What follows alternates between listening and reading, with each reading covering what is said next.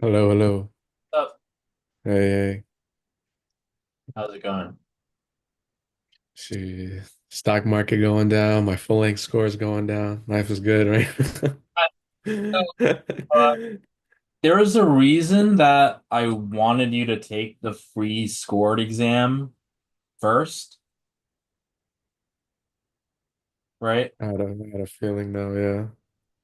So that's the reason because the free exam, like so you probably did what you did because you heard on Reddit or something that it was more representative. Yeah, but then it kind of clicked that like they might have made this one harder because it's like free Yeah, and like they want to like that's I why don't know, get you to buy stuff from them. exactly, right? So that's why, in the calendar, if you go to March, you see I put it right there on March 1st. Yeah. Then full length 2, full length 3, full length 4. So that's the thing. People call it full length 5, right? But it's not full length 5, right? If it was, they would call it that. But it's the free scored exam. And if you make a free scored exam easy, people are not going to buy your stuff. So that's Yeah. why I have like my students do it as the first full length rather because whenever people do it as the first full length and then they take the later ones, their scores go up. Yeah. But whenever someone takes it as their last full length, it goes down. Um, so yeah, so that's why I wanted you to take that sooner. But yeah, this is like the hardest exam, the hardest AMC exam. So, and you ascertained that, it would be they would have more of an incentive to make it hard. So, yeah. So, you But like isn't it still like scaled? Like I don't know. Shouldn't it be like if you get lower questions than usual, like shouldn't your score change or does that matter? I don't know. um I mean, everything will be scaled to a certain, extent, but it's not going to be like, a curve that's on like in a college class where like, if like I remember like in the Orgo class that I was in college, like the average for the first exam was like a 48. No, a 38. Yeah.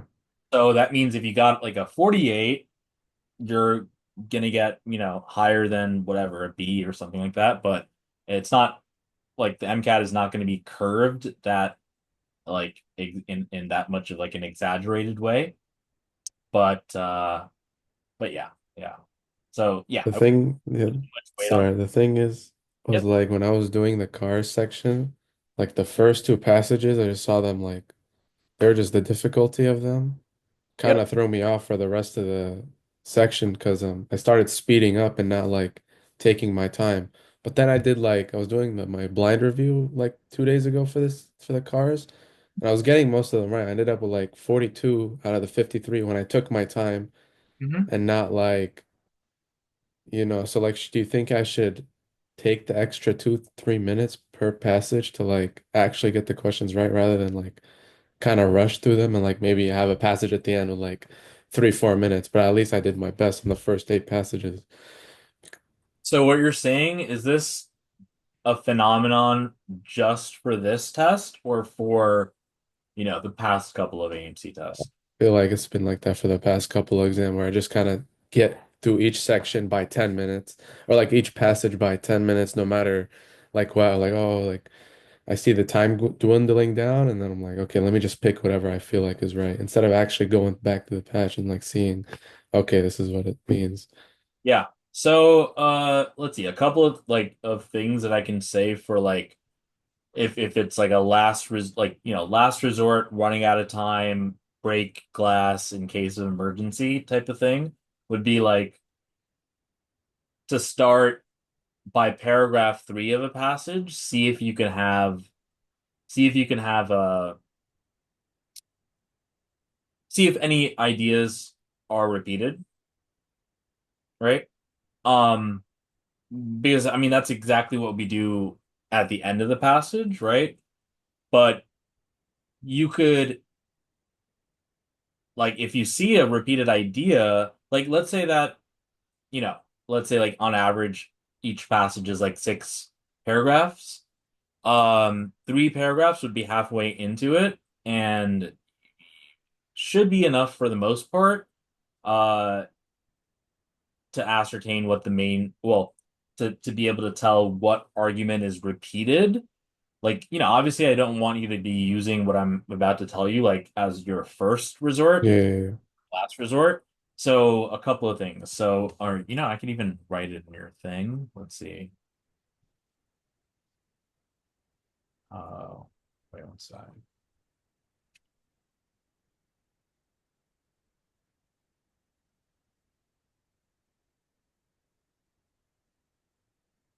Okay. So like last resort, running out of time. Start looking for repeated ideas by paragraph 3. Uh, if you uh Yeah. Also look at the first sentence. Like these are like the things that I hate to say, like because when people say to do these, I'm always like, no, don't do it. But this Yeah. straight up last resort. Look at the first sentence in each paragraph, and that should give you an idea of what that paragraph is trying to say. Unless there's a contrast word inside of that paragraph, then look at what's said after the contrast word.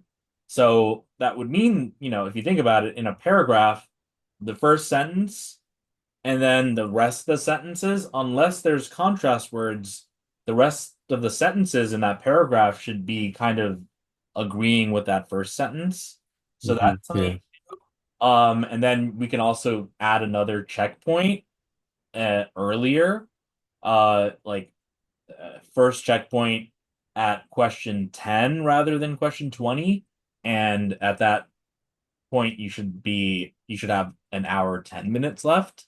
And then, of course, you could use like the general rule of thumb of like 10 minutes per passage kind of deal. But yeah, these are some things that you might be able to do once you're, running out of like time. But yeah, I would still say that it's better to have accuracy than like let's say that you had like four like 80% accuracy if you like took your time compared to like let's say 60% accuracy if you're rushing through it. If you're rushing through it and you still get through like you answer all 53 questions. I think I did the math like or I did the math before. I don't remember the exact numbers, but like you would get, I think, 32 correct. But if you got 80% correct and you only answered 40 questions, you would get like a much higher number correct. So yeah, so I would say, obviously not to spend like way too long on, Yeah. but but um but if it's a matter of like let's say you're on passage 8 and you have like 20 minutes left, and passage 8 requires 11 or 12 minutes because it has 7 questions, then so be it. Because, if a like the cards passages, I mean, we say like 10 minutes per passage, but there's they're in different, the passages come in lots of different difficulty levels, and also like, they don't have the same number of questions. If a passage is 7 questions compared to a passage that's 5 questions, it would make more sense to understand the passage with 7 questions, right? Because if you understand that passage, you can potentially get 7 questions right as opposed to 5. Yeah. So yeah, these can be like some last resort kind of thing. Okay. Yeah, I'm gonna just start taking my time, like not too much, because when I rush, it just doesn't go well. Like when I'm actually sitting down and doing it, like even if it takes me like 12 minutes, I'd rather get most of them right than Yep. like half right, you know? Yeah, yeah. Okay. Yeah, for the most part, if you don't really understand the passage, like the questions aren't Yeah. likely going to be right. Mhm. But So yeah, stocks are yeah. super effed up. I actually just put some in like some treasury bonds because Oh yeah. that's like yeah, because like that's like it seems like that's what they're trying or whenever the stock market goes bad, people buy like gold, silver, and treasury bonds. So Yeah, yeah. that's so My parents are into that. yeah. Yeah. Like I'm yeah. It's the worst I've seen it. Yeah. I stopped checking. I didn't want any more Yeah, sadness. yeah. Were you are you Muslim? Um, like my family is. Are you Oh, asking? I just thought because on the day we're supposed to meet you were I don't know, I think you were busy or something. It was like Oh, Ramadan, I think. oh no no no. Yeah, Oh, okay. I was really tired because I've been Uh, working every day and stuff. oh, okay, okay. Mhm. Okay, so going through like the bio section, I was watching like people break down the passages on YouTube, and I was watching your video with the one of your students. I feel like some of them were just very dense, and I was getting the flow chart down pretty well, but then the questions were asking me like just indirectly or something. But I struggled for sure on this passage that I wanted to go over. I think we kind of just like start from the beginning and read through it and see like highlight any buzzwords. But I feel like this one has a lot to do with like maybe a topic that or like some basic science that I kind of struggle with. So Okay. okay, so start with cow's milk allergy and lactose intolerance both result from dietary exposure to cow's milk and are often confused. What can you tell me? CMA, oh sorry, what? Lactose? You What, can't digest lactose properly. oh no. So what can you tell me about lactose itself? It's an enzyme Lactose? or, or like milk. Uh, sure, it's in milk, but tell me about lactose itself. What is it? If it ends in OSE, Is it a sugar? it's a Okay. disaccharide of glucose and galactose. Oh yeah, yeah, yeah. Okay. And galactose is the C4, wait, C C4 epimer. of glucose, right? Okay, yeah. Okay. All right. CMA is caused by an abnormal inflammatory response to one or more proteins in cow's milk. Although more than one mechanism appear to be involved in generating this response, the antibody-mediated response is best understood. Okay. Development of the antibody-mediated response occurs in two stages. The first being the generation of an abnormal immune response during the initial exposure to milk proteins, and the second being the generation of an inflammatory response upon subsequent exposure. Symptoms may include hives and respiratory difficulty, and anaphylactic shock rarely occurs but can be fatal if not treated immediately. Just talking about different responses and generating an immune response during exposure to the milk proteins.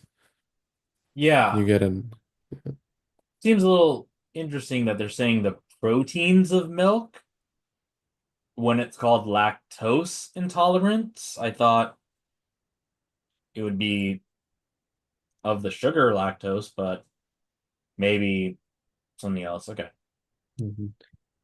Lactose intolerance, also known as lactase deficiency, is a condition that results from the insufficient synthesis of the enzyme lactase, All right. So which there, can, yeah. sorry. So there they cleared it up for us because lac. Oh, and then they told you what lactose is made of. But yeah, so Yeah. lactose intolerance. Now I can see why you said it was a protein, but lactase, if it ends in ase, it's an enzyme, right? So Yeah. lactase is the enzyme that breaks down lactose into glucose and galactose. And if you're lactose intolerant, it's not necessarily that it's the lactose that you are, well, Well, no, okay. It's that you can't break down lactose because you don't have lactase. Um, but yeah, I still don't know what they mean up here by milk proteins. But okay, so yeah, so lactose intolerance is really just having a deficiency in lactase, the enzyme that breaks lactose into glucose and galactose. Okay, good. So it says, although all healthy newborns produce sufficient levels of lactase, two distinct phenotypes exist in adults. So we have the lactase persistence, which includes heterozygotes, and lactase non-persistence. So lactase persistent adults continue to produce lactase into adulthood, where LNP individuals do not. It has been suggested that the LP phenotype is a result of a mutation event that coincided with the domestication of dairy animals thousands of years ago in areas such as northwestern Europe and within some Afro-Arabian nomadic populations. Okay. In northwestern European sets of alleles located SNPs. Okay. However, only one appears. Oh, wait. Sets of alleles located closely together on the same chromosome associated with the phenotype contain several single nucleotide polymorphisms. But it says, however, only one appears to be directly responsible for this phenotype, the others are silent. Okay, by comparison, several different SNPs appear to be directly responsible for the LP phenotype and Afro-Arabian LP associated haplotypes. So talks about SNPs and alleles. Some are silent. Mhm. Yeah. Yeah, so it seems like so lactose intolerance um could be caused by lactase deficiency, and newborns have lactase because they need it because they need to drink milk. Um and that there's for adults lactase persistence, which I guess includes heterozygotes, and that would mean that they continue to produce lactase into adulthood, which means they can break down lactose. They won't be lactose intolerant. But LNP is the opposite your body stops making lactase, and so you can't break it down, etc. And that this mutation happened, thousands of years ago in these regions, um, and like northwestern Europe, Afro-Arabian nomadic populations had this lactase persistence, and okay. Okay. So question says, based on the information in the passage, the mutation that causes the LP phenotype is most likely located in. So the LP phenotype, um, it's talked about a result of the mutation event that coincided. Uh, guess it's sets of alleles located closely together on the same chromosome.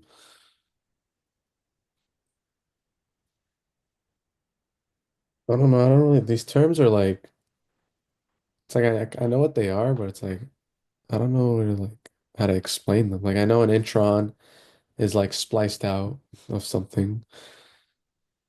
Coding sequence is the coding sequence, and enhancer enhances things. The stop codon is where it like stops.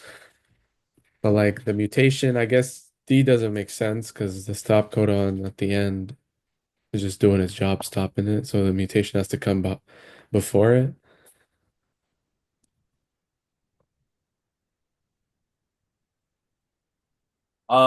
Okay.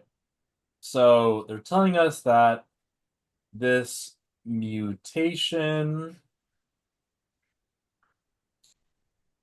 is or asking us, okay, the mutation that causes the LP lactase persistent phenotype they say includes heterozygotes.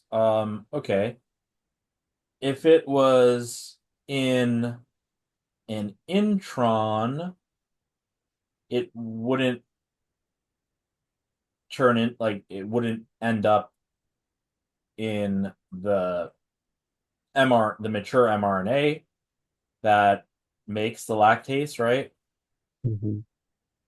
And let's see. Stop codon at the end, like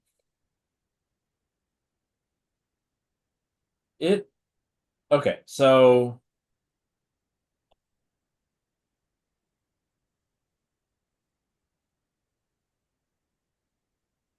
LP phenotype, several SNPs, only one.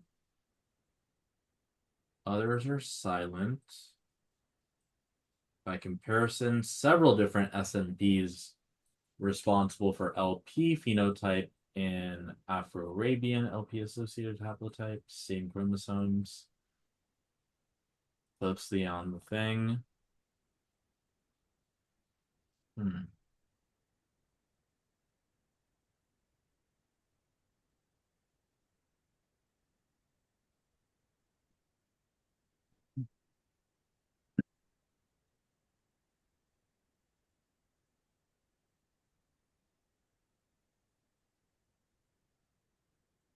Coding sequence, enhancer sequence. Wait, okay, hold on. Wait, LP means that they have it and continue to make it. So we want something that means that the wait.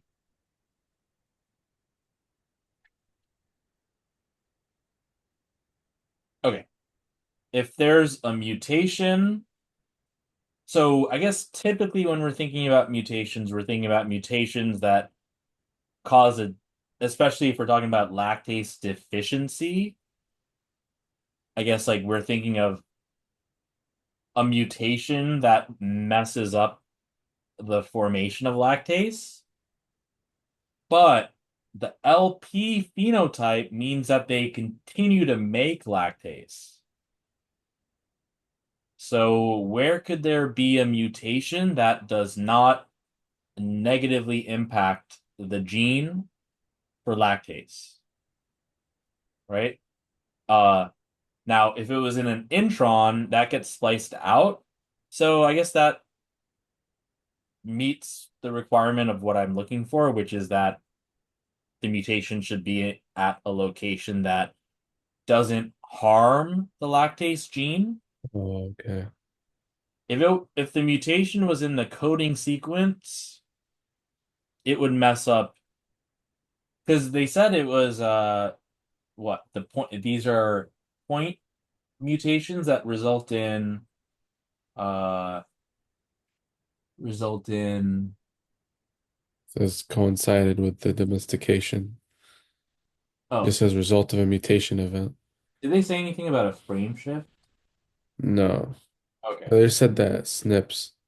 Okay.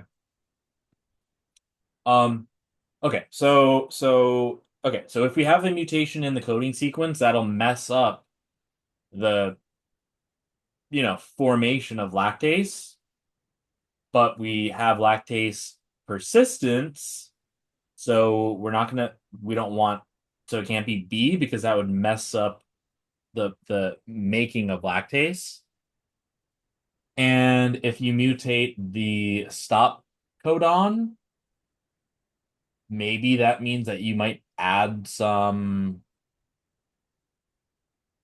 or like, okay, if we mess up the stop codon, maybe it can continue to be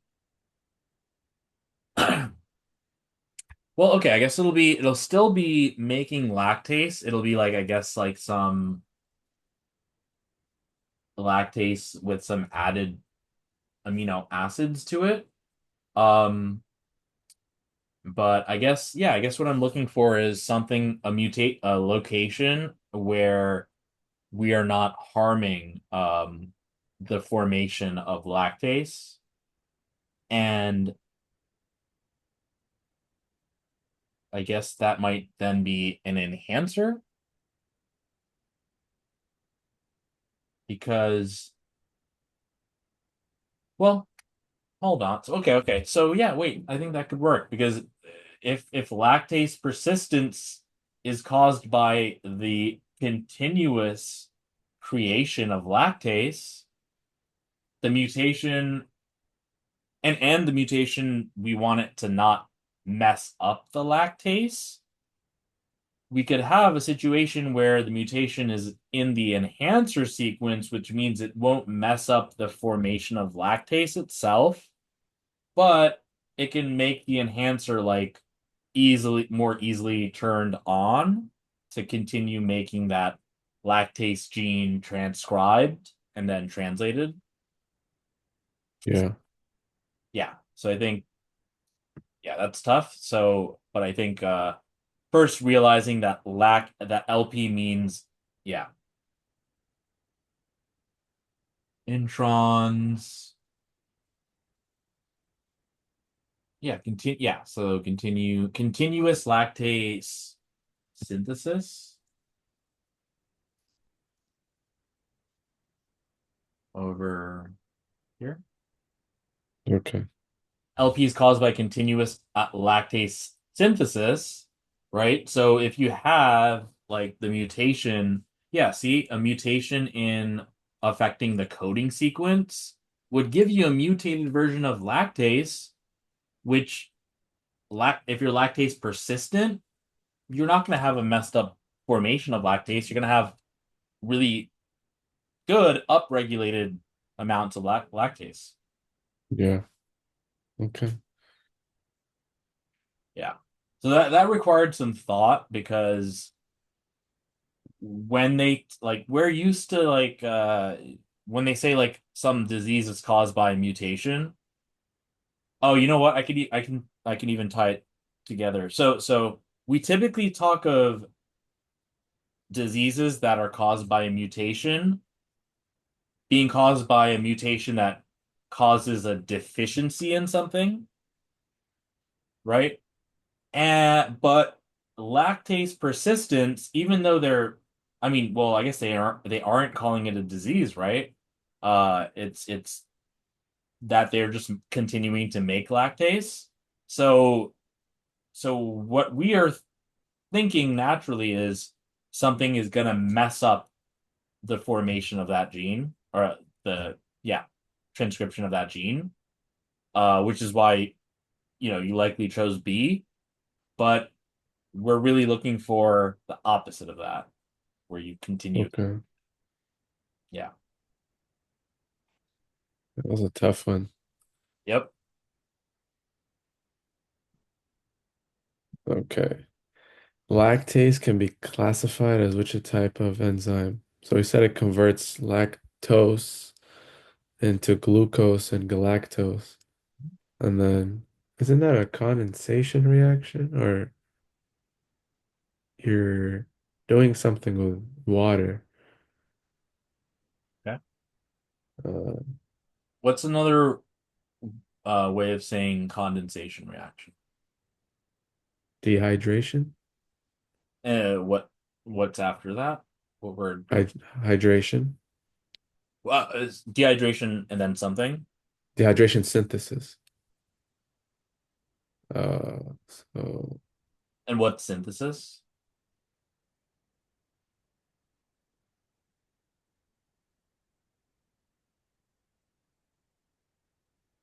like in what way? Like, Just in general, synthesis of something, I don't really know. combining. Like, okay, combining So if you have two amino acids, a peptide bond and you're that's releasing water. so you're releasing water, that's the dehydration part, and the synthesis part is that you're connecting things, Yes. right? And what's the opposite? making it. So synthesis. I'm thinking of ligase. I don't know why. So, Uh, so, wait, so dehydration synthesis is what? breaking water Synthesis? or making or building water, making water. So let's say we have,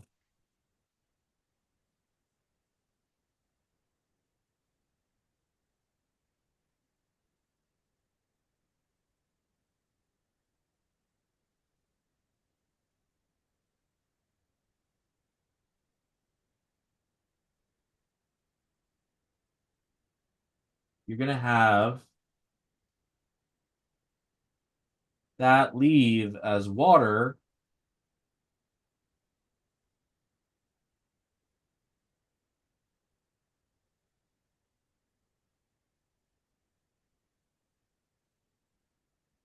and these two amino acids combine. Yeah, So synthesis means you're taking things and you're putting them together to build something,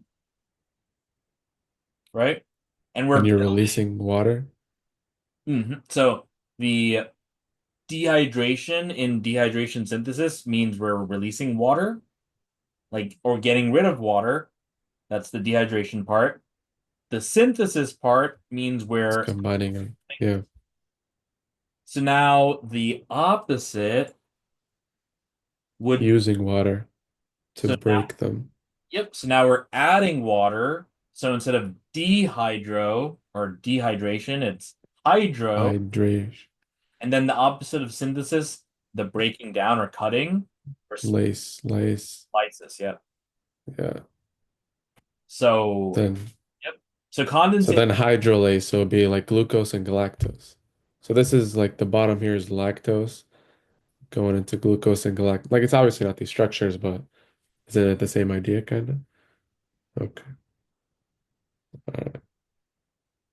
So I had a question. So like which structures, like how many structures do I need to know? Because they asked me a question about what is the structure of like riboflavin or something? Like how am I supposed to know that? Like yeah, yeah. So yeah, I'm aware of that question. And if you go to the uh what is it? The spreadsheet, PDF or spreadsheet?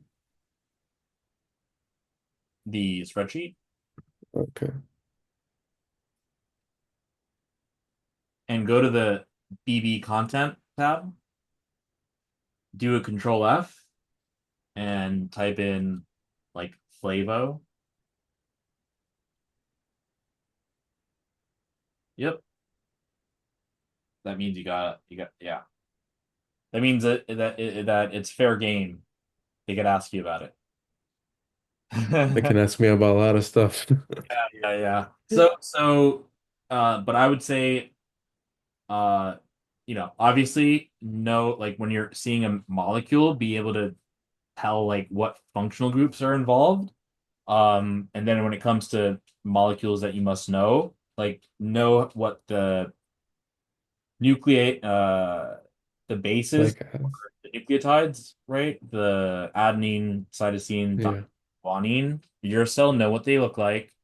Know like what NADH, NADPH, FADH, know what those look like, know what glucose looks like, what ketose, or sorry, fructose looks like, you know, both in the straight chain and ring forms, know the C2 epimer of glucose, which is mannose, the C4 one, which is galactose, um, know what an acetyl-CoA looks like, know what glycogen looks like. Yeah, like for a lot of those things. Okay. And yeah, and all you can consult these content tabs to see if, what you're expected to know officially. Know Okay. what fatty acid looks like, The steroids and stuff, yeah. Yep. That's pretty much okay.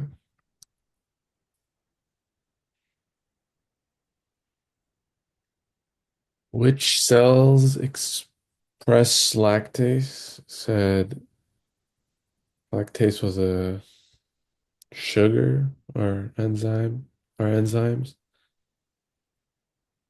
Enzymes are produced by,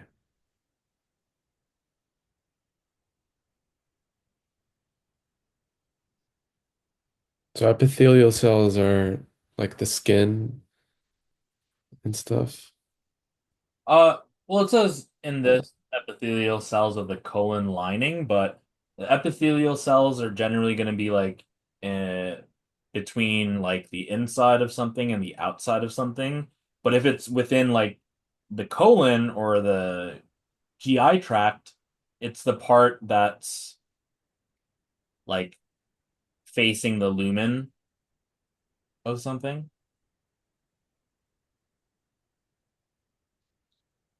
Um, bile producing, these produce fats, so I don't know.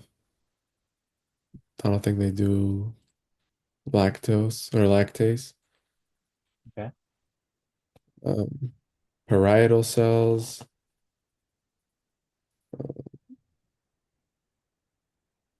So I kind of forgot what those were. They so they're the cells that release HCl Oh, okay. in your stomach, and your chief cells release pepsinogen, Yeah. which is the enzyme that breaks down proteins, but needs a low pH to be activated. So that's what happens in your stomach to break down proteins. Um, I guess this is kind of like a pseudo discrete, but they're just asking again. They're in other words, they're asking what part of the body breaks down sugars.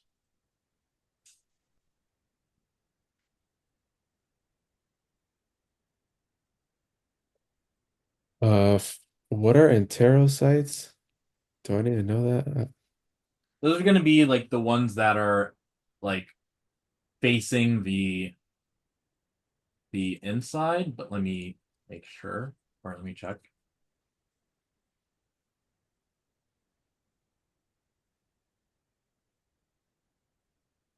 Oh, okay. It seems like it just means, well, that makes sense because the gastroenterologist is a GI tract person.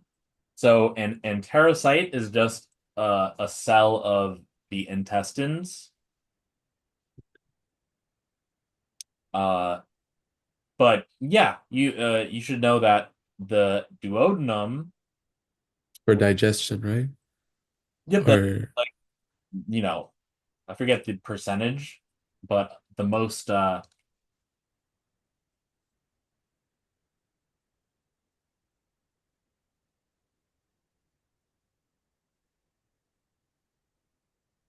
okay, yeah. Oh wait.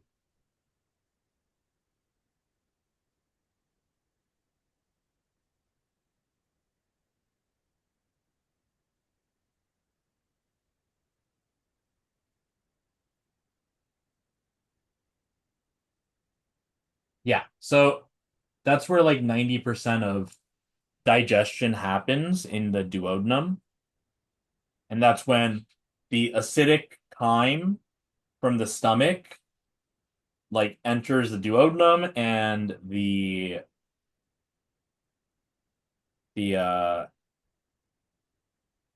I think bicarbonate is released to reduce the acidity of that chyme. But but yeah, this is essentially just asking which cells you know, break down sugars like lactose and without any other additional information, you know that 90% of digestion happens in the duodenum, so that's your best bet. I guess because it said like enterocytes of that just threw me off. Yeah. And then villi, that's for like surface area, I think, Uh-huh. or something. Uh-huh. So they're saying So, parasites are the intestinal cells that produce enzymes mm, that digest disaccharides. This includes lactase. oh, okay. So the first section of the small intestine, the site of the majority of chemical digestion. So are the ileum and jejunum are those for absorption, Yeah, I guess right? of course so, yeah. But I think mostly the most absorption happens in the large. Okay. Oh yeah. Those epithelial cells.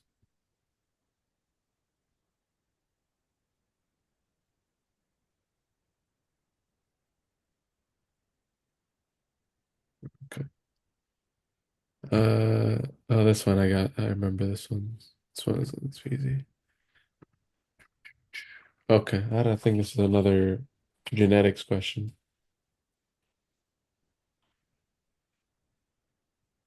Um, Diploid organism is heterozygous in each of three unlinked genes. Considering only these three genes, how many different types of gametes can this organism produce? Okay, like let's say like heterozygous for this gene, for this one, and for this one. And Okay.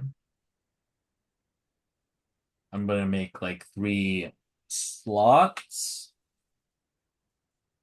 And so if we're talking about the different types of gametes, we would need like one of these for each of the genes, like one allele rather than two. So, like for instance, for the first slot here, you have it can be big A or little a. So there's two possibilities there. And then, well, I guess it's the same for the rest of them. So then big B, little b, two possibilities here. Big C, little c, two possibilities there. Two times two, or two third. Sorry, two to the third power. So that should be uh Oh, I thought it was one of those that that factorial question where it's like three times two times one. I mean, yeah, yeah. So I guess that could be like if they asked how many, well, it's similar to what they're asking here, but since they're saying diploid, uh, we know that we're going to be using like something like two to the power of something. Um, yeah. Yep.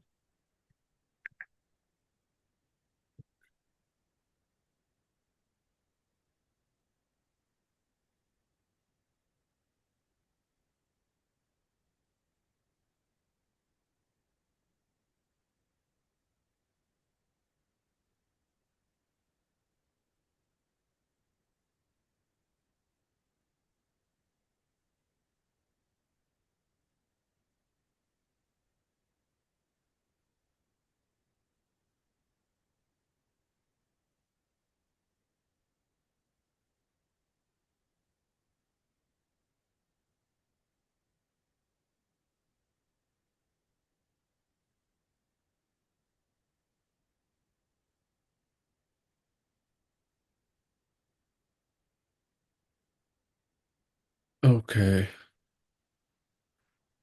think this was a Orgo question. This is the one I struggled with. Talked about which one's the intermediate product formed in step four of figure two if four equivalent bases are used. I'm not sure what that means. Well, what's happening in step four? You're adding strong acid and water. Um, You're pronating or no? you're adding what?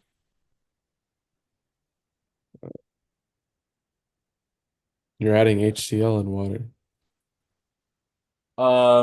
Well, you know, there's two different steps here, like within step four. Like step four, number one, you're adding what? Water, OH, and heat OH what? minus the nucleophile.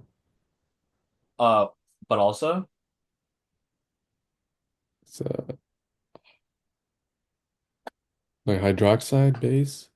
yeah, the base, right? Yeah. So, yeah, so it's good that you're thinking of what I always say. Like, if you have an OH group, it acts as a nucleophile, right? But now an OH minus group, I mean, sure, it can act as a nucleophile, but it's going to act more as a base because, well, you have the Arrhenius definition, right? Yeah. An Arrhenius base is something that makes hydroxide, and like so if you had a molecule that has a hydroxyl group and not a OH minus, that's when it'll act more so as a nucleophile.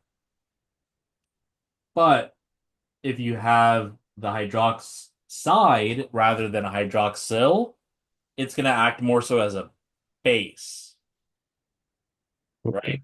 So now, so okay, why don't you tell me this could be a good opportunity to make sure you know your functional groups? Like, um, what what functional group is this?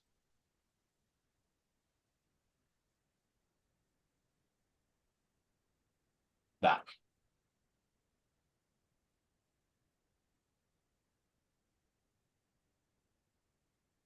Like, how would I know if like gotta draw it out or no?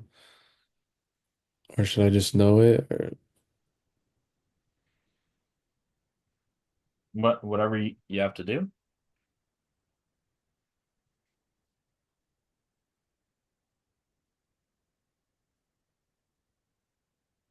You could draw it if you want.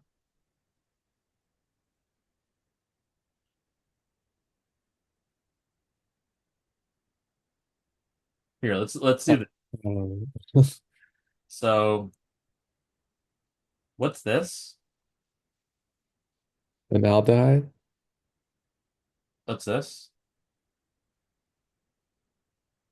Wait, what'd you point to? Oh, same thing. I just changed something. A ketone?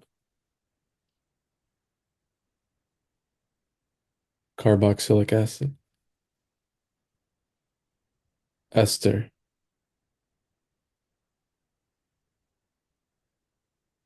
Anhydride?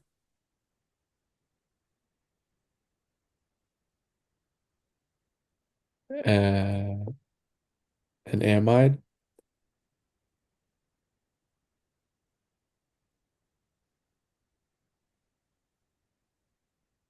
Okay. So, okay, so it seems like you know it. So yeah, what would this be? Uh, acetic anhydride? How many oxygens would an anhydride have? Two. Um,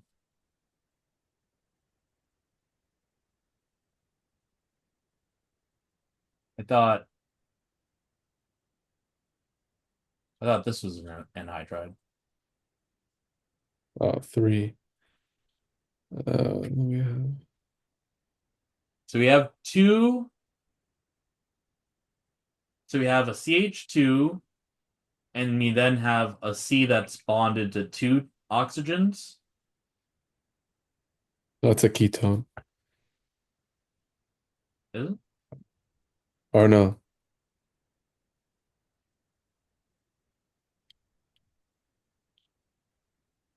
I have no idea. You can do it.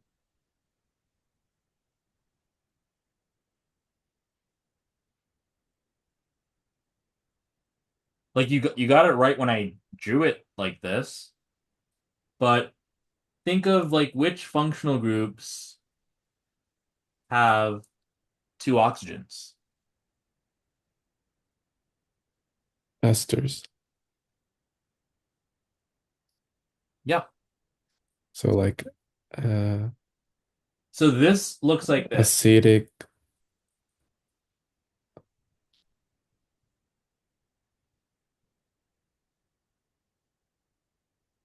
right? Okay, yeah.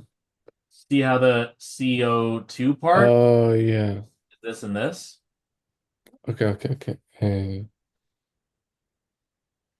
Good. Um, so yeah, you want to be able to look at like a molecule and right away be able to tell what functional groups there are in that molecule. Okay, so now, uh, oh, and then what's this reagent? That's a weak reducing agent. Good. Uh, so what can it reduce and what can it not? It can reduce. It can't. So strong reducing agent can reduce an aldehyde or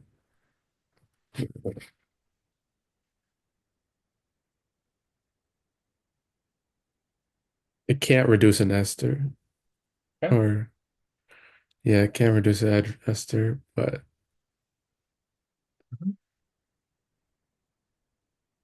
Mhm. Good, good. It can't reduce amides either. yeah, It can reduce uh ketones and aldehydes, right? yeah. So, okay. Um, what's this functional group?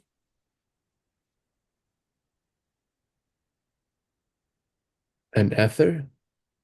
Uh, so if Or no, it's a ester. uh-huh, and it's Yeah. particularly a cyclic ester. So so like a lactam Yeah, very or close. no. Lactone.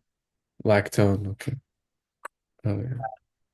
Good, good, good. So okay, so we have this cyclic ester here and this other ester here, right? This is another ester, right? Hmm. And so that's compound three, and then so you want to look at it like step one is separate from step two, like within step four, that is. So they're adding water, they're adding strong base, and they're adding heat, right? And this turns into this, right? Hmm. And the second part involves the HCl, which is probably why, this is protonated twice, giving it a positive charge, right? Hmm. So, and this is what happens when you have one equivalent of base, meaning one OH minus. Oh, okay. So now what would happen if we added another OH minus? When we have another H, Wait, what's that? uh,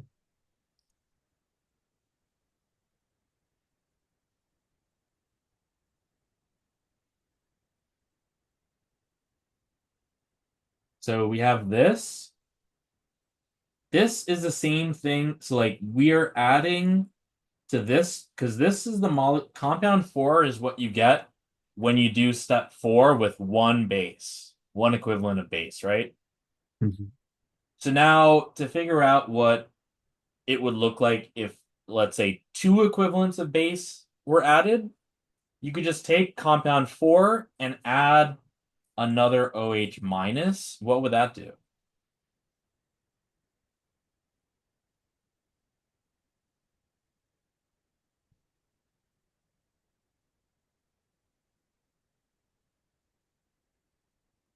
Deprotonated? I don't know. Okay. So that would get deprotonate that. And, let's say we added another OH. What would that do? So the other one would get deprotonated. All right. And Uh, so if we depronate it again, Mhm. uh,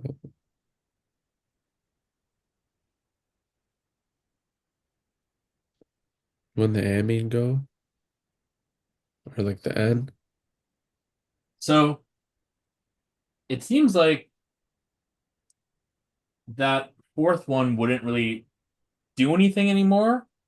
Um, because we know that the OH minus, the base, is gonna deprotonate the NH. Actually, you know what? It'll actually just deprotonate because this is a +1 charge. It should just deprotonate one hydrogen off, and this charge goes back to being neutral. And it's not gonna like, break the ring, right? Mhm. So what would this end up being? Just be A. Hmm. Yeah. So like if you were, when you're doing this, you can see that the way that it's written is one equivalent of base, and we got rid of this ester, right? Yeah. So this is out, right? Yeah. And so is this, right? So between A and D, then it's a matter of, is this additional base going to break or open up the ring or not? And, I could see like maybe it can attack that and form a bond with that carbonyl there. Um, but it seems like that would, then that would be like three oxygens in the molecule, right? Hmm. And it seems like we only have two. Well, yeah, yeah, we only have two here. So, so yeah, it's either going to open up the ring and have three oxygens, or it won't open up the ring and we'll just have it be the same. And since we don't have, like, D doesn't have three oxygens, it's not going to open up the ring. And then it must be A then, right? Wait, did I get it wrong? Yeah, Ah, it was D. damn it. Uh, All right, okay. Okay. So, all right, it seems like it does then nucleophilically attack this, pushing this over, and yeah, okay, it does open up the ring then. All right, okay. I guess I was wrong. But okay, we can at least know that we get rid of B and C because if one base causes this thing to leave, four bases aren't going to make those things come back. B and C are out. And then it's a question of, is OH minus going to act as a nucleophile or not? And despite me already always saying, when you see a hydroxyl group, think nucleophile, yeah, I guess I didn't do that this time. But you gotta do it. Saponification. Oh yeah. So that's like in Fight Club or whatever in that movie. That's how you make soap. Yeah. Like soap would look like this because the oils and grease and fat soluble stuff that you want to like clean yourself of would Yeah. be soluble by this non-polar part. And then when you rinse yourself off with water, the water will be soluble with this polar charged part. And yep, that'll be soap.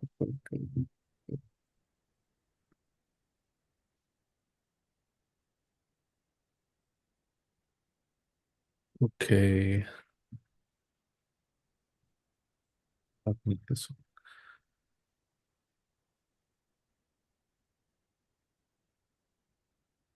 Okay, this one's talking about which description of an enzyme substrate covalent intermediate is most likely correct.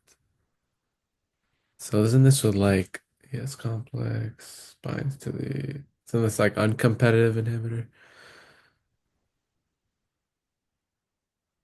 Okay.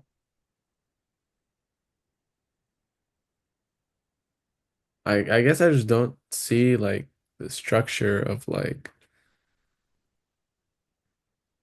an aspartate, like what is it attached to or something like, I don't know. The way this question was worded, it just threw me off. Okay, let's see. So,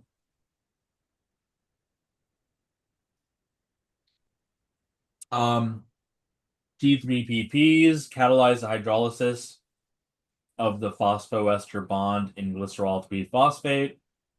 The active site contains aspartic acid at the 14th position and at the 16th, which act as a nucleophile and general acid respectively during catalysis. What do they mean by that?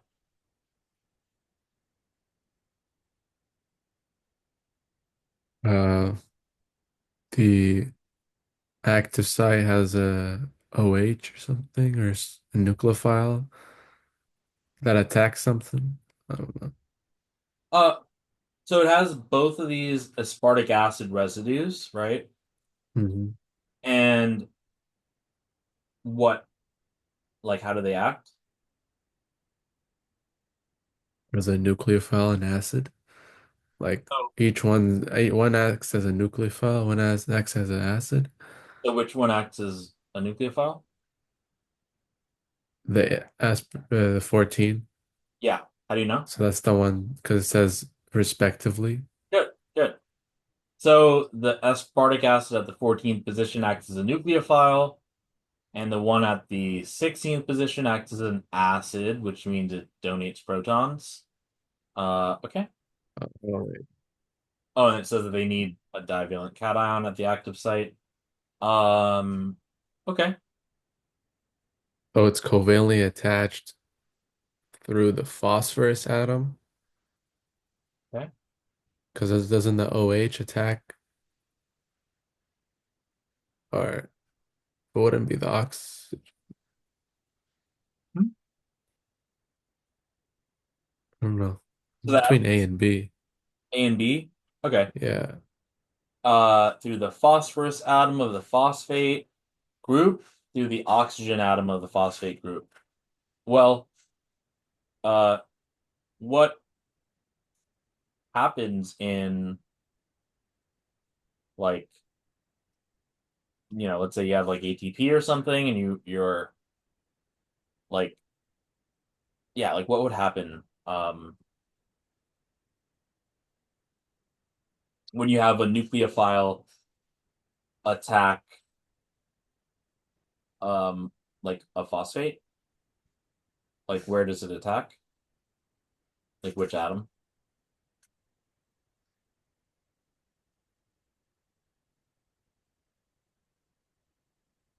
Like on the phosphate.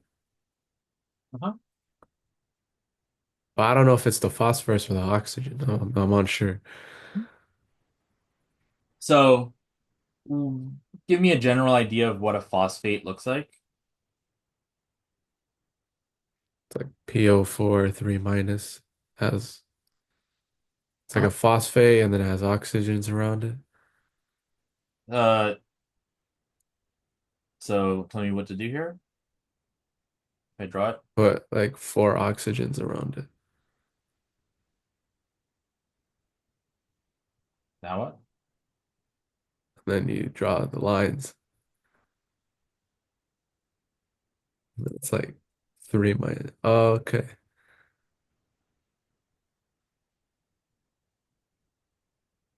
So doesn't the OH attack like the carbonyl or something? So when it attack the phosphorus? Yeah. Yeah, exactly like a carbonyl, right? Yeah.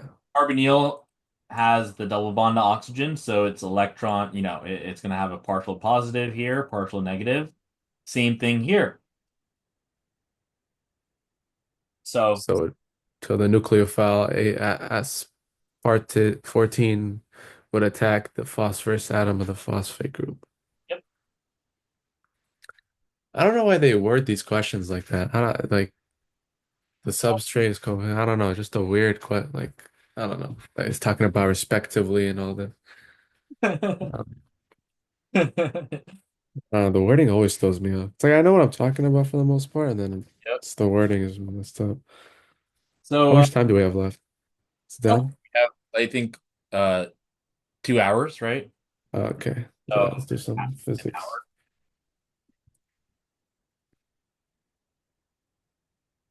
Oh, like I want to ask, like, what should I do the last couple days before my exam?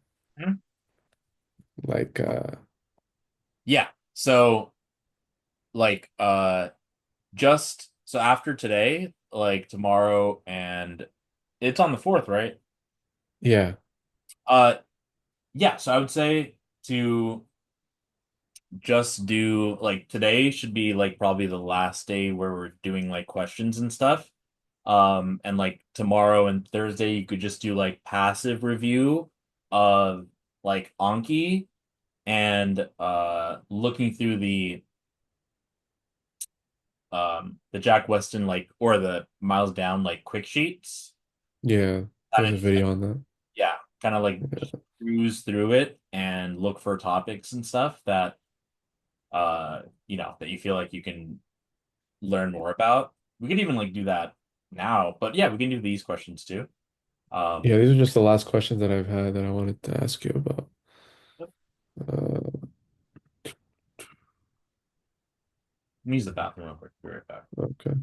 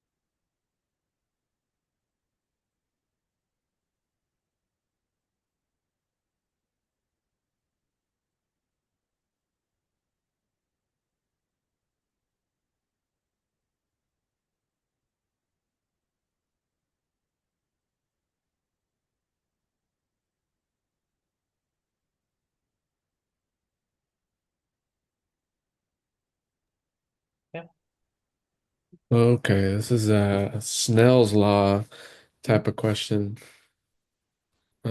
I know the formula for this stuff, but I guess like when they give me figures about it, that's when like I'm kind of confused. got it. Um, So yeah, uh, the index of refraction of the medium. So it's talking about this side. So is the index of refraction like the N1 or like the theta? the n value is index of refraction, and what it is c, which is what? Speed of light or Particularly speed of light in a vacuum, vacuum? Yeah. because when light enters into a medium, it'll slow down. Hmm. Denser the medium, the slower it will go. So v is the velocity of light inside of the medium, and c is the velocity of light in a without a medium in a vacuum. So n is c over v, and since v must be smaller than c, n must be larger than 1. Or Oh, like wait, can you say that again? Sorry. so since the c is so the fastest light can travel is in a vacuum. So if c is the speed of light in a vacuum and v is speed of light in a medium, v must always be smaller than c, right? Yeah. Which means that the denominator must be smaller than the numerator, which means n must be larger than or equal to 1. So that's why you're never going to see like negative values for or values of n that's less than 1, right? Yeah, so that's the index. So n is the index of refraction, theta is the angle. And if you're going from, let's say, n1, n2, and n2 is greater than n1, and you have a light ray that's and the angles for this, for Snell's law, is going to be relative to the normal, which is the vertical line, or the line that's the imaginary line that's perpendicular to the interface between the media. Mhm. So, so okay, if this is the angle of incidence for this light ray that's going from n1 to n2, once it goes into n2, it should refract like away from the normal towards normal or same. So is this the is it so the N2 is that the medium or like is it So higher? N1 is the first medium, N2 is the second medium, and N2 is larger than N1. Okay.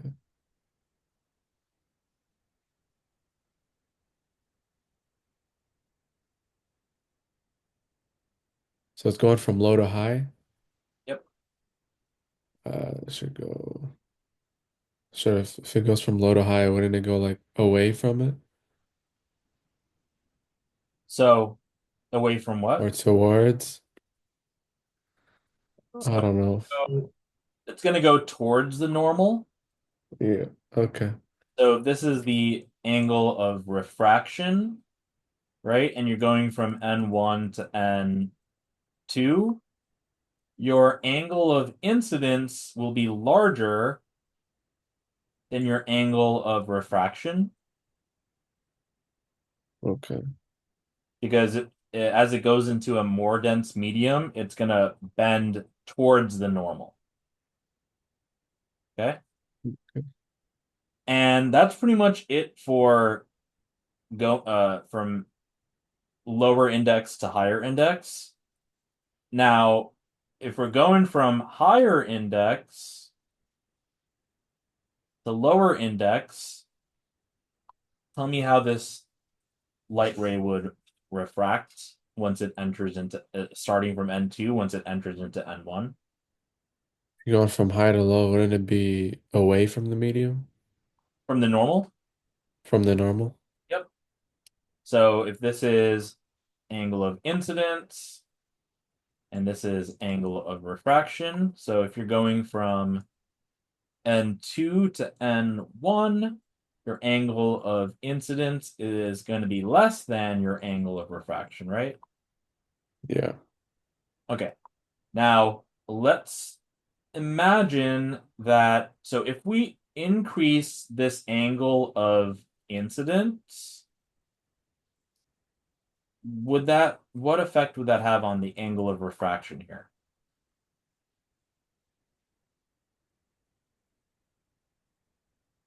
If we increase this part, Yeah. wouldn't it get bigger? What? This part, because you're increasing this. So this will go this way? Yeah. Uh-huh. So as we Like increase, yep, as we increase this one will go also increases. yep. So now I'm going to use light green for this one. So it's going to do that until this angle of refraction is 90 degrees. Do you see how it's 90 degrees?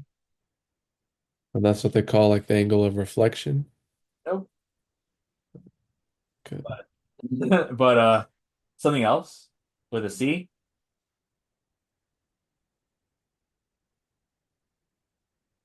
Wait, what? Mhm. So so when the angle, so we know that as we increase the angle of incidence uh from N2 to N1, the angle of refraction increases as well, right? Yeah.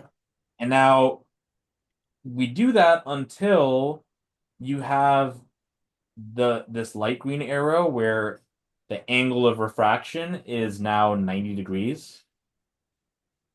So the angle of incidence when you have, angle of refraction of 90 degrees, this is now called a critical angle. Okay. Okay. Yeah, yeah, yeah. So when you're going from more dense to less dense, if your angle of refraction is 90 degrees, the angle of incidence is called the critical angle. Okay. So Now, this part right here is the critical angle. uh, This right here? uh, yeah. So it would be like more so like this green one the light green that I have. Because Okay. I made the blue arrow like an example of how the angle of refraction moves away from the normal. Yeah. And if you just keep going until you get an angle of refraction that's 90 degrees, your incident angle is going to be called your critical angle, right? So now Okay. when you go beyond the critical angle, this continues to go like the angle of refraction continues to increase, but you can't really increase any more beyond like where it is here, right? So now Yeah. it stays in the same medium. It no longer refracts. It now 100% reflects. And that's called TIR, total internal reflection. So that's when you have a light ray that's going from a more dense medium to a less dense medium that is beyond, like the angle of incidence is beyond the critical angle, then you would have total internal reflection, and that's how fiber optics works. Okay. Yep. Okay. So in this question, they're saying a beam of light shines into a transparent medium with parallel surfaces. Part of the beam is reflected back into the air as diagrammed above. Figure is not drawn to scale. The index of refraction of the medium is 1.5. Which of the following is true? Okay, so it seems like this angle or this theta is the angle of incidence here, and it hits this medium, and it, I guess, since they're saying it looks like angle alpha is smaller, Yeah. which I mean they are saying it's not to scale, but if oh, so well they are so it's going from air, which we know, or maybe we don't know, but air is not going to be a higher index than 1.5. So, and they're telling us that 1.5 is the index of the medium. So we know that here it's going into a denser medium. And when that happens, we have refraction bending towards the normal. You get this? So for the first part, so this theta Yep. is less than A, Uh, mm, or we don't know that, or like you said, because it has a less. You said air is less than the medium 1.5, or like the index of refraction. So this light ray is going from less dense to more dense. Yeah. That would be like the example with my black arrows. Yeah. With the black arrows, like if you go from less dense to more dense, the light ray should refract towards the normal, right? So theta of the incidence is greater than this part. So right here, the theta would be greater than A. Yep. Oh, okay, okay. I mixed them up. Okay. Yep. And like, you can't really eyeball it, so I guess that's why they're saying it's not drawn to scale, but from what they tell us, they're telling us the medium has an index of refraction of 1.5, and we know air has a lower index of refraction, so this is going into a more dense medium. And so alpha angle is going to be moving towards the normal, so we could say theta is greater than alpha, Yeah. right? And then, okay, let's see. So this light hits at this angle,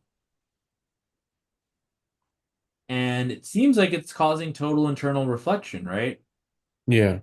So, okay, so that means that this angle should be equal to this angle, right? Because Hmm. when you have reflection, like kind of, so what I wrote here, like where I compared angle of incidence here.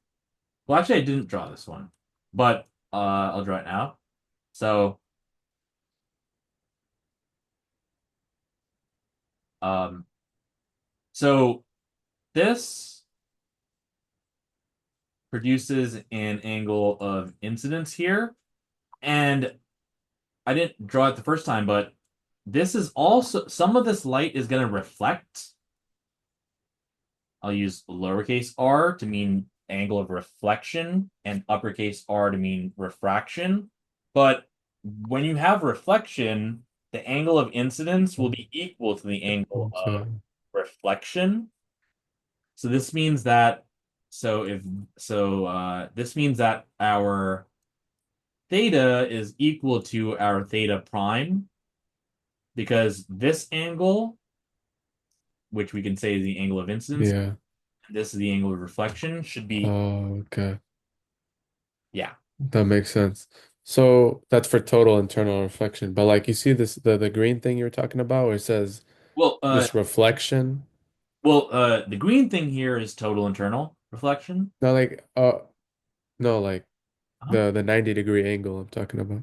Oh, critical angle. Or the critical angle, I mean. Yeah. So like how would so with the like how are the angles differentiate? Like what's bigger than what?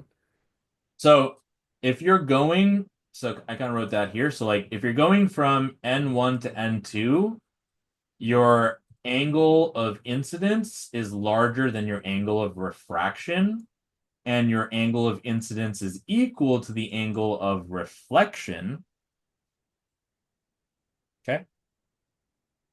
Wait, what? So like the top part when you're going from N1 to N2, so you're going from low to high. Hmm. So so the incidence angle is greater than the the angle of reflection Reflection or refraction? or refraction. Yep. And then so what is this equal sign here? Or like what is this is the second part or this is for total internal reflection. Just for reflection, Okay. but it'll be true for total internal reflection as well. So Okay. basically there's three scenarios, right? Yeah. Scenario one is, or maybe four scenarios. Scenario one is if you're moving from less dense to more dense, the light ray will refract or bend towards the normal, okay? Which means your angle of incidence will be larger than the angle of refraction, right? But you'll also have some of that light reflect, and your angle of incidence will be equal to the angle of reflection at all times, right? So that's from less dense medium to more dense medium. That's the one thing there is for that. But now if you're going from more dense to less dense, the angle of refraction, the refracted ray of light is going to move away from the normal. So that's scenario two. And so that means, you're going to have an Hmm. angle of refraction larger than the angle of incidence. Now, if you continue to increase that angle of incidence such that the angle of refraction is 90 degrees, then your incident angle is called critical angle. Okay. Okay. And that's the third scenario. And then the last scenario is if your angle of incidence is greater than the critical angle, you won't have that 90-degree angle of refraction anymore because now you're having total internal reflection in which you have your angle of incidence equals your angle of reflection. But now it's just that the reflection is happening inside of the more dense medium than the less dense one, which would normally be the case. Okay. Let's screenshot this.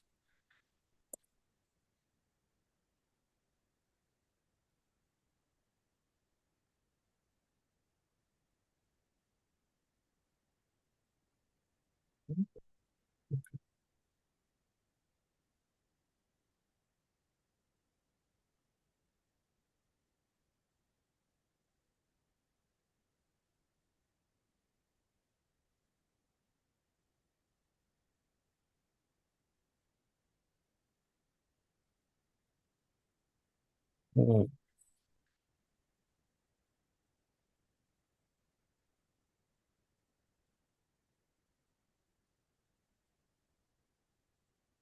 All right. How are you gonna approach this? is this like that free body diagram stuff? Uh-huh. Yep. Yeah, I would just guess, honestly. I'm not gonna. So, like the free body diagram is what you're gonna draw. I mean, I guess you're drawing it for us here, but it's when you have some object that is experiencing some forces, right? So we're being told a block of weight W, and we see that weight W is this force or force vector that's going down, which is the gravitational force, and that would be, mg, right? Hmm. And it's being pulled across a rough floor by a rope that exerts a force T on the block. So we see this T tension here. And what we want to remember to do in physics is that we want to be able to separate X and Y components of things, right? So so let's say we have a triangle here with this angle being theta, right? Like, what can we determine from from that? If you think about like SOHCAHTOA. Sine theta, opposite over hypotenuse. Good, good, good. So opposite, hypotenuse, and adjacent, right? Yeah. So sine theta is going to be equal to opposite over hypotenuse, right? Hmm. Which means that the length of this opposite side is hypotenuse times sine theta, right? Yeah. So, and then cosine theta is equal to what? Adjacent over hypotenuse. Yep. And so we could even say um,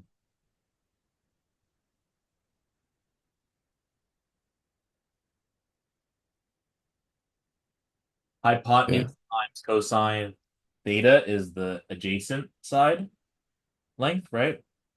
Mhm. So now here they're saying that this diagonal is t. So tell me what these components would be. It would be opposite. So just be sine theta opposite over hypotenuse. So it would be it would be opposite over t, Okay. or Sine of theta opposite uh, over t. that would be sine theta times t Yep. equals, So this vertical component is t sine theta. yeah, Horizontal component is what?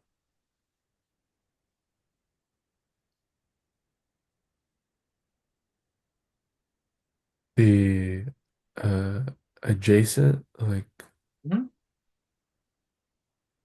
hypotenuse times cosine theta. Good. Good, good, good. All right, so yeah, we broke up this tension into the two components because we need them to be broken up into horizontal and vertical components because when we add the forces for Newton's second law, we can't add like an x direction force to like a y direction force, right? Yeah. So we want to be mindful of that. So, okay, they're saying that the frictional force, so as this gets pulled, the frictional force between the floor and the block is F. So that's what this is here, right? Yeah. Good. So, uh, so now we know that the X components involve T cos theta and F, right? Yeah. And the Y components, the vertical, include T sine theta and W, right? Mhm. Good. So, okay, now they're asking which of the following expressions equals the frictional force when the block moves with a constant speed.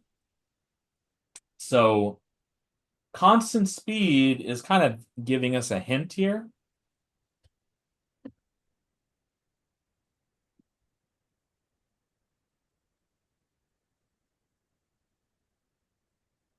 Like What? it's not changing or Uh-huh. stays the same. It's like what's a constant? Okay. It's to be like So, what's Newton's second law? force equals ma.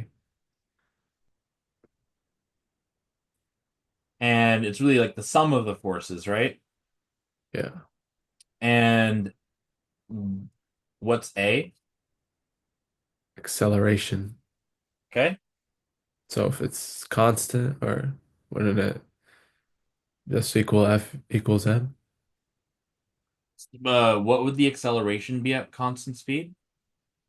Zero. So now, okay, so we're looking for the frictional force. So which forces are you going to add here? So it would be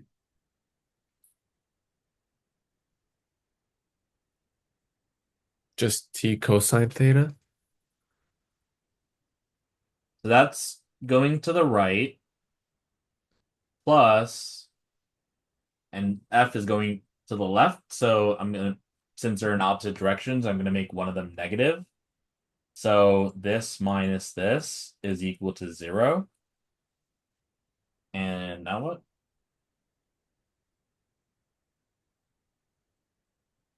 Uh, do you add the F to the other side? Okay.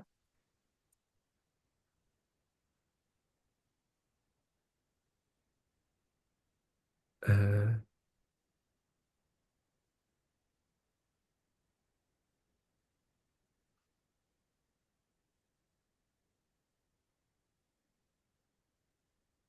You like divide by t or no?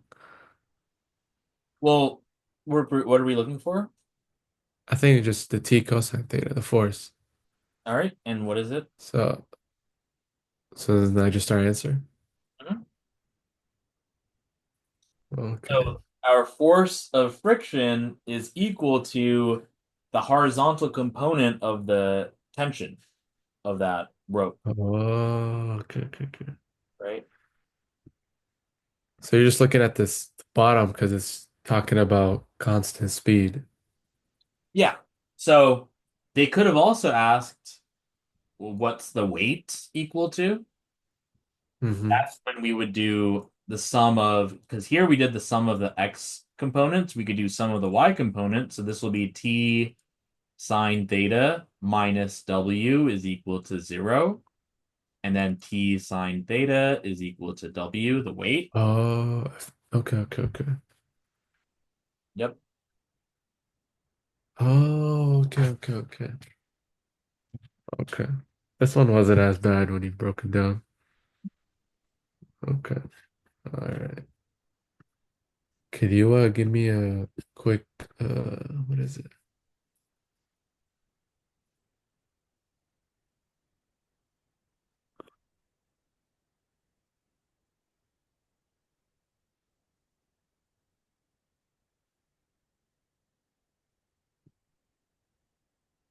Yeah, could you give me a quick crash course of this stuff? Because I haven't came across a question about this stuff in a while, and you said you gotta write it down in your tutorial or something. I mean, But it's what am I writing down?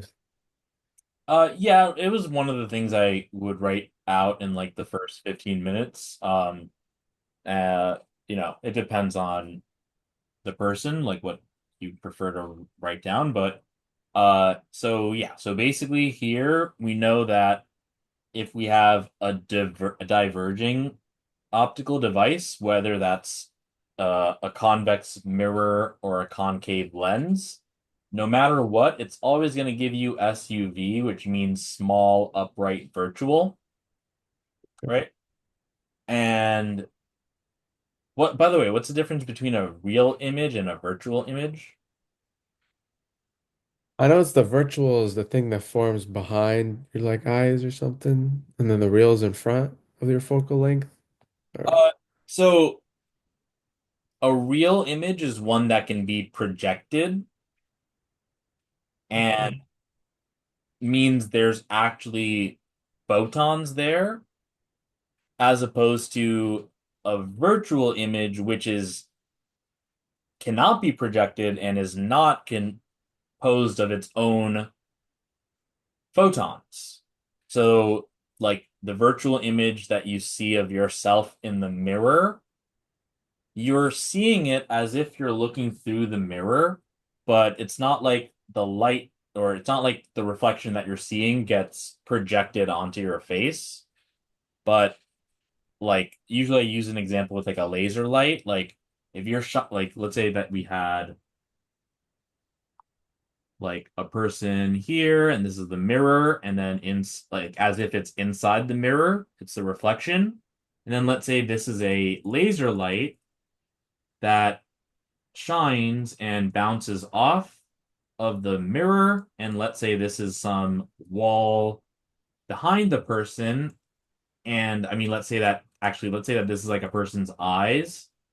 It will hurt the person's eyes because the laser light photons from the laser light bounce off of here because of exactly what we talked about earlier with, you know, reflection, angle of reflection.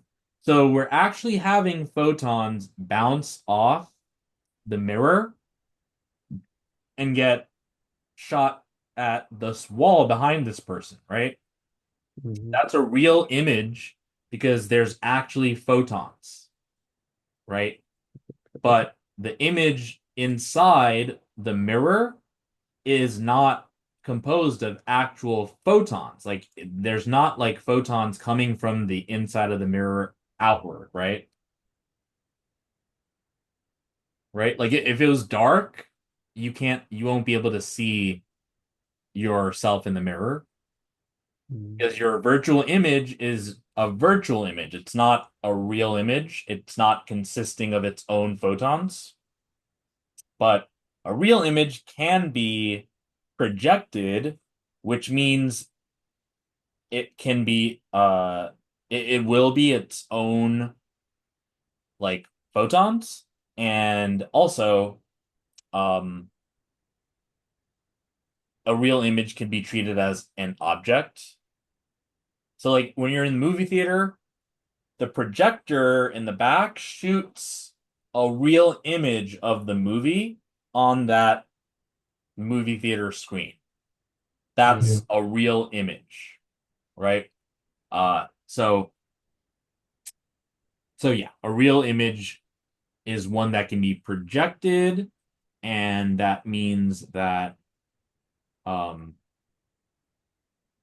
that also means that you can see it from either end, meaning like okay, this person can see this reflection only from this side of the mirror. Like let's say the mirror ends here and you're on this side, you won't be able to see that virtual image, right? But whether you're on this side or this side, you can see this laser light real image. Okay. So, yeah. So now for converging optical devices, which can be concave mirrors or convex lenses, if you start off at an object distance of infinity, you'll get, and you can, use like the thin lens equation like this for these. But like generally speaking, right, if your object distance is infinity, 1 over infinity is like 0, and your focal length will then equal the image distance. Like if this becomes 0, 1 over f is equal to Yeah. 1 over I. So that's this condition, and it results in a tiny inverted real image. And also, you'll see that virtual images will be upright and real images will be inverted. Yeah. Now, there's one exception, and that's if you have a multi-lens system where, let's say, this up arrow is the object. The the real image that this first lens will produce will be an inverted real image like this. And this inverted real image can be treated as the object of this lens, second lens on the right, which means that it'll invert the inverted image to make it appear upright. That's the only exception where a real image will be upright. Because if you think about it, you're really, when you make that image, like the lens makes the image, it inverts the image. And so that's why you get this turned into this. But then when this is facing down, it inverts that inversion to make it go up Yeah. again over here. So that's the exception. But for the most part, virtual images will be upright and real images will be inverted. Now, as we go from object distance of infinity to just beyond 2f, we get an image distance between f and 2f. And now it's SIR, which is just small inverted real. And when I say small, I mean larger than tiny. Yeah. Okay. And then when you have object distance at 2f, image distance will be at 2f. And oh yeah, and since magnification, by the way, is negative image Yeah. object, as the object distance decreases, the magnification goes up, meaning Okay. that the size of the image goes up. And as the image distance goes up, the magnification goes up as well. So, that's why this is same size inverted real. And then, so you see how the object distance in this, like the pattern here is that it's getting closer and closer or smaller and smaller, while the image distance is getting further and further. And Okay. that's why you're having like as the object distance, so here would be like object distance is approaching 0. And then here you have image distance approaching like 2f, let's say. And so, yeah, so now here when the object is between f and 2f, the image is larger than 2f, and this produces a large inverted wheel. And then here, when the object is at the focal length and image is at infinity. So by the way, you can also see the pattern of like when object is infinity, image is focal length. When object is focal length, image is infinity, right? When object Yeah. is greater than 2f, I is between f and 2f. When object is between f and 2f, image is beyond 2f, right? So, so yeah, so you're gonna have no image for this case. And then if the object is within the focal length, you'll get an image distance that's greater than 2f on the opposite side. Now, if we're talking about a lens, your object is here, your image is here. That's like, for a lens, you expect the object and the image to be on opposite ends, right? Mhm. So when I say on opposite side here, I mean opposite of what it's normally supposed to do. So if this is normally supposed to have an object to the left of the lens and an image to the right, and it says opposite side, it really means that this now goes to the left side. And it becomes a LUV, which is a large upright virtual. So basically, the pattern here is as the object distance gets smaller, the image distance gets larger because of the thin lens equation and focal length not changing. Um, and as the object distance gets smaller, the magnification gets larger, and as the image distance gets larger, the magnification gets larger as well. Okay. Yep. Okay. Yep. And then they like to ask questions about uh corrective lenses. Because like, yeah, so like here we can see this is what myopia looks like. And it means that like compared to a regular eye, like a regular eye is gonna like the cornea or the lens of the eye is converging, and you want the image to converge on your retina, which is in the Yeah. back of your eye. But if your eyeball is too long, it can do something like this where the image converges too soon, right? Like it converges in front of the retina. So to correct for that, you use a diverging lens so that the light rays diverge between the lens and your eyeball, like your eye lens. So it kind of diverges a bit so that when it hits the eye and converges, it like delays that convergence so that it converges right on your retina rather than in front, right? And yeah, and then below this would be for hyperopia, which is farsightedness. Yeah. Farsightedness, your eyeball is shorter than it normally should be. And so instead of the image converging in front of the retina, it converges behind the retina. So to fix that, you will need converging lens so that you converge it sooner. So it Mhm. lines up with your retina. So, you That's know, for hyperopia. yep. Okay. So like for you, you could might be even able to like feel your lens, like I guess is going to be your nearsighted, Yeah. No, farsighted. your farsighted. Do you Wait, what's the difference? so like if it's easier for you to see things close up, you're nearsighted. If it's easier for you to see things far away, you're farsighted. So like, do you need your glasses to look at to read things far away? Yeah. No, for something like Close? close up. Yeah.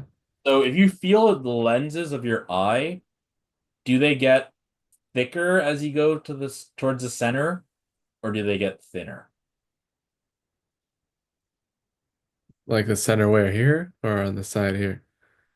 Oh, like so like if this is your glasses, like here and here would be the center. It's thinner. It's thinner in the center.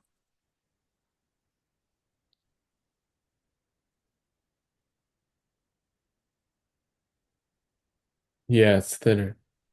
So it's you need the glasses to see things that are close by or far away. No, it's for far. To see, so you need the I glass. can't see from far. Yep. Yeah, that Yeah. makes sense then because that means your glasses are diverging. Oh, okay. Concave. So this is the concave shape, but imagine rotating that 360 degrees. You're gonna get like if you look at your glasses from the side, it gets thinner towards the center, right? Yeah. Even like drop like a drop of like water, it should fall down towards the center. Yeah. So So I need converging lenses to fix it. diverging.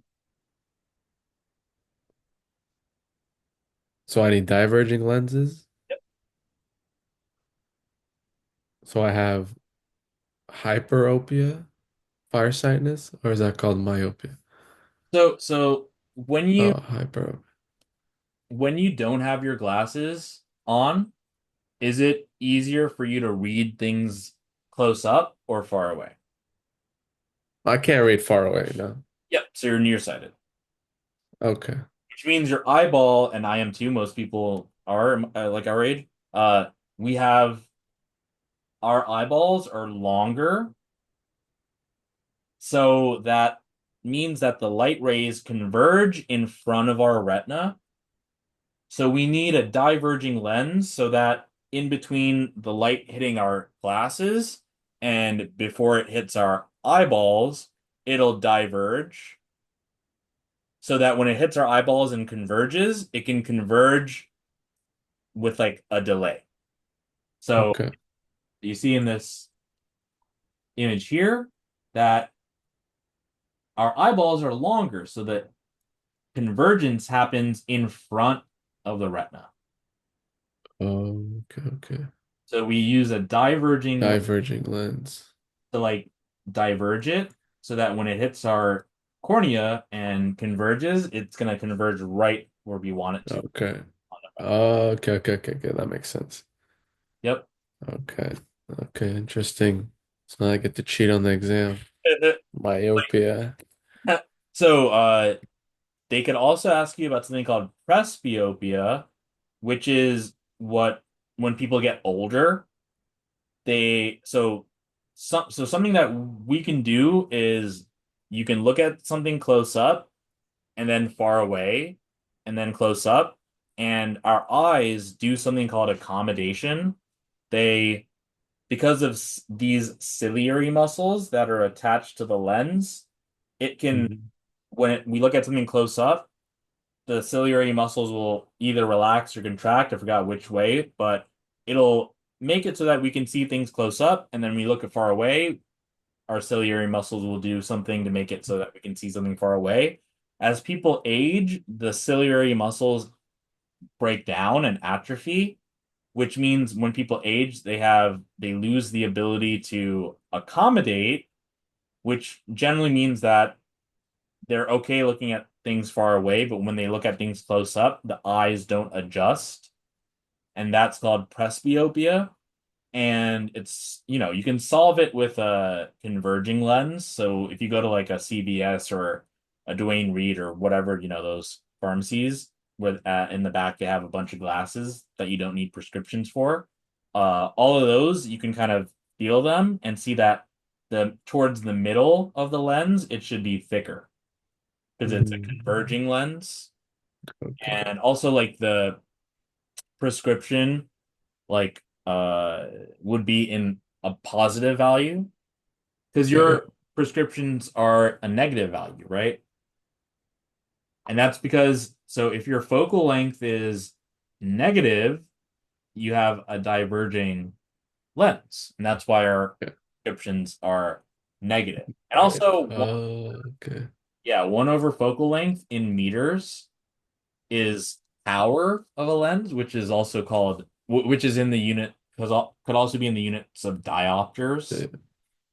So like your prescription, it might be like negative 2.75 diopters, something like that. Okay. Okay. Mhm. Okay. Okay. It's interesting. Okay. That's all I have Yep. for today. So for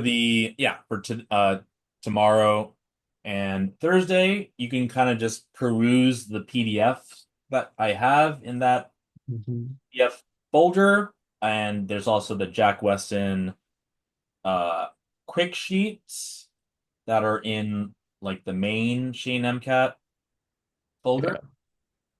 and just peruse through it and like glance over topics and stuff like that, but don't really do anything extreme like question Yeah. passages or anything. Get enough like as much sleep as you can. Um, People always have a hard time falling asleep the night before, so on Thursday night, go to bed like 2 hours early to make up for like the delay, like the whatever the delay in sleep that you'll likely have. Yeah. I've been going to sleep earlier, like an Yep, hour earlier than good, good, good. so yeah. Yep. And yeah, know your stuff that you're going to brain dump, the formulas, the molecules, functional groups, all of that stuff. Do a lot of Anki like tomorrow and Thursday. Uh, Yeah. and yeah, I think I think you'll be fine. You'll be good. Don't Okay. worry too much about this most recent test because it's harder. Uh but yeah, you've been doing your due diligence. And yeah, I think you're Yeah, the last full length kind of I don't know, kind of threw me off. I don't know. It's just kind yep. of like But what kind of steps do I do? Like it's too late to reschedule. And it's like, what do I even do from now? Like I've taken so many full lengths that like yeah, yeah. So Kaplan time, like I don't know. yeah, so so that full length that you just took was just the hardest one. So, don't your actual score is going to be closer to like the one that you like the full length 4 and full length 3. So Okay. there's that. But yeah, for the most part, you have everything down, the functional groups, all the stuff that we went over. Um, be Don't let the test psych you out. Like, if you see a really, really tough passage that starts it off with really bad wording and stuff, Yeah.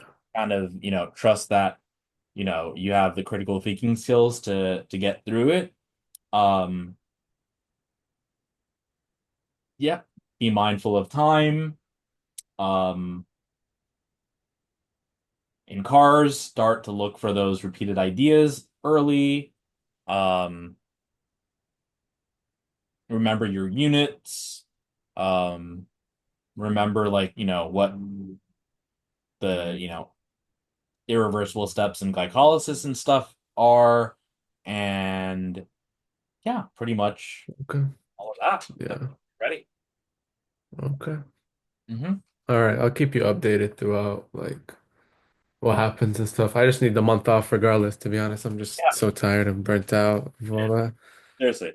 So awesome. Yeah. Yeah, I think you're gonna crush it. It'll just be Yeah. 150 for today, and Okay. you the best of luck. Okay. Thank you. I just sent it. Hopefully, Yep. score and the stock market start booming soon. So, Yep. Yep. Yep. yeah. All right, But man. yeah, I appreciate you. Thank you. I'll keep you updated, and then we'll Yep. see. All right. I'll let you know. All right. Take care. Okay.